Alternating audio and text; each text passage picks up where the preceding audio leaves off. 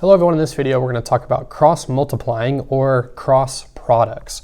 So in a previous video we talked about how we could determine whether a ratio is a proportion, and we did that by just essentially looking at each fraction, multiplying numerator, denominator, or dividing by the same number on the top and the bottom to try and see if we could make those two equations or those two fractions or ratios look exactly the same. Well, another method to seeing if ratios are proportional is by cross-multiplying. So cross products would be, let's say for example we have a proportion A divided by B equals C divided by D.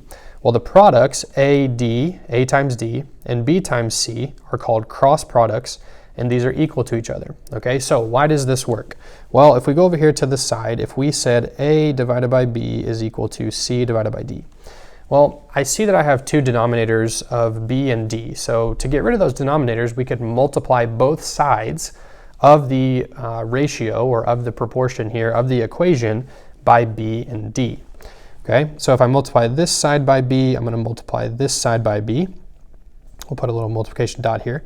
And then that would be us multiplying to get rid of the B on our denominator on our fraction on the left side. And then we would also multiply both sides by D, right, to get rid of the denominator on the right side. So we'd be multiplying by D, multiplying by D. Okay, so now look what we have here. Well, this B is going to cancel that B, and this D is going to cancel that D. So what are we left with? Well, we're left with A times D, and we're left with C times B, okay? Which is essentially where our cross-multiplying equation comes from and why we can cross-multiply, okay? So if your teacher ever asks you or tells you you can't use cross-multiplying unless you can show me how you do it, this is how you do it, okay? All right, so let's look at 4 examples here and talk about how we can use cross-multiplying. So for number 1, we have 6 to 9 and 12 to 18. So we're going to write these as fractions, 6 over 9, and I'm going to write equals 12 over 18. I might have said 19 earlier, but 18.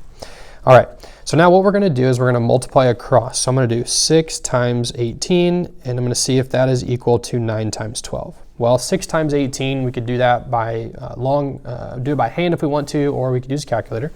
But you're going to find out that that's equal to 108.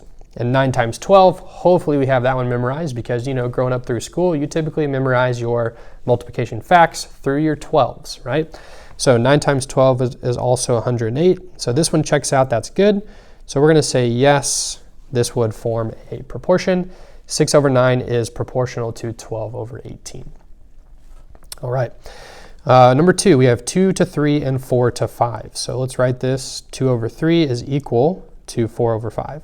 And let's cross multiply. So this would be 2 times 5 is equal to 4 times 3. And remember, multiplication is commutative, so I could have written that as 5 times 2 or 3 times 4. The order there does not matter.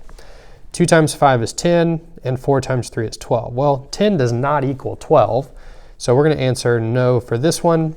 2/3 and 4/5 would not be proportional.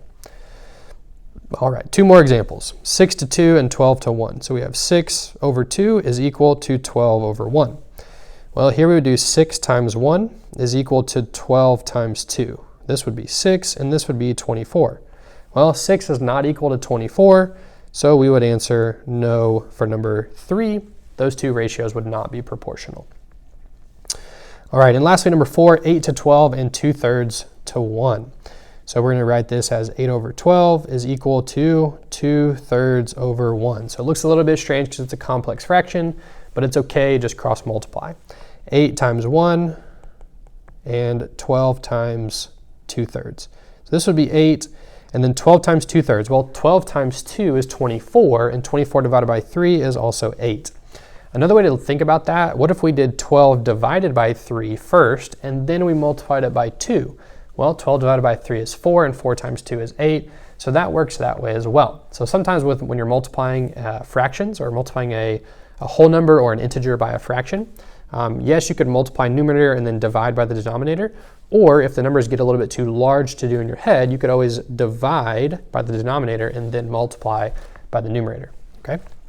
All right, so this one checks out. We're going to say yes, that 8 over 12 is proportional to 2/3 to 1, and that is how you can use cross multiplying or cross products.